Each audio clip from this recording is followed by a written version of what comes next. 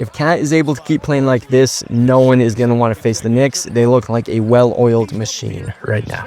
Last night, we saw the Knicks make it tough on Atlanta right from the opening tip. The Hawks were able to play with pace a decent amount of the time and did even get up a fair amount of shots early into the shot clock, but it really did not help them because they weren't great looks on the whole. The Knicks defense was getting up into the grill of anyone holding the ball and simply not allowing the Hawks ball movement to break them down defensively.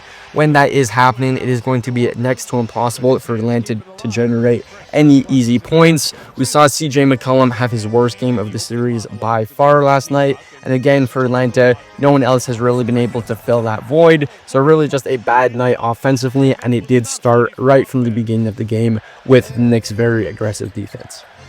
Not only was that leading to some very subpar three-point shooting from Atlanta, which is really the only kind of offense they stand a chance of outdoing New York at if the Knicks are committed to not being beaten in transition, but the Knicks were also not really even having to look at the three-point line in the first half, as they were able to get whatever they wanted inside. You saw that carry over from Game 4. Atlanta really just had no answers whatsoever.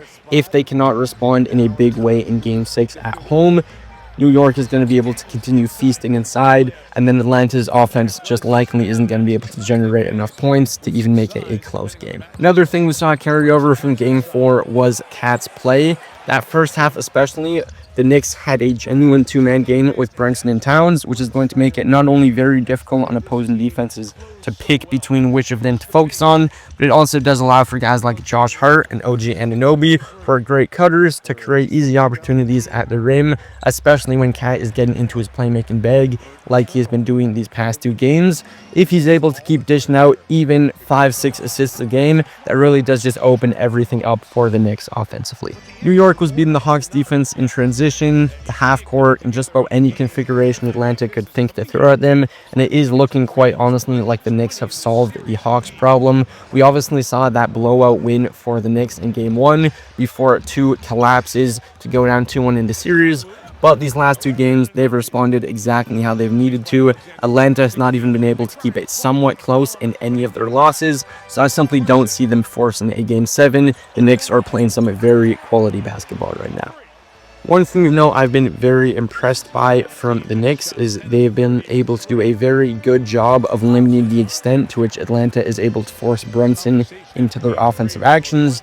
New York is obviously aware that they want to attack him and exploit the mismatches that's going to create, or use it to get kick-out opportunities if the Knicks provide help defense, but that hasn't been an issue in this series for the most part, and New York has done a very good job of hiding him on defense. The other guy opposing teams have been known to go at is Cat, but in this series, he's been very good at not giving up easy or unnecessary fouls, and when he's not in foul trouble like he's so prone to get in, and he is honestly a very good rim protector and capable enough to extend out to the perimeter, even though he's ultimately not the greatest in a drop defense position, but he is more than serviceable, especially against this Atlanta team that has not been able to generate any easy offense. Second half was more of the same from the first half. Knicks had an outstanding shooting night, and Brunson exploded in the fourth. Again, all three of the Knicks wins have been blowouts, while the Hawks' 2 wins were by a combined 2 points. McCollum and Kuminga were the guys that the Hawks relied on in those wins, and they've been absent these past 2 losses on top of Jalen Johnson and Nickeil Alexander-Walker never really finding their stride in the series. So Atlanta just lacks the offensive firepower right now to compete with the Knicks. And the Knicks offense is looking very high octane right now. I'd be shocked if Atlanta was able to slow them down even a little bit in Game 6. If Atlanta is going to stand a chance in this next game, they do have to win the game in transition and live and die by the 3 just to get enough points on the board to compete. They also defensively have to find a way to protect the paint against the Knicks' barrage of downhill drivers and slashers, as well as not let New York double up their free throws.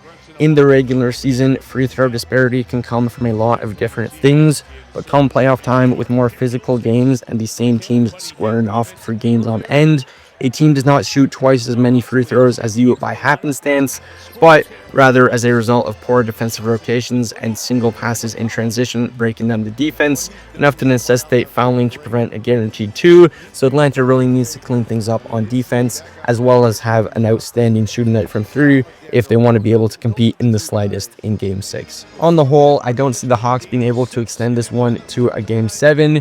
The Knicks are going to take this one in 6, and they are going to match up again with the Celtics. That is going to be one of the more interesting second-round matchups, not only because it's a rematch from last season, but again, all the history between these two storied franchises, and more recently with Tatum tearing his Achilles against the Knicks in the midst of the upset series win for the Knicks last year. So this is going to be a very interesting second-round matchup, and it is very unlikely that we see anything else play out.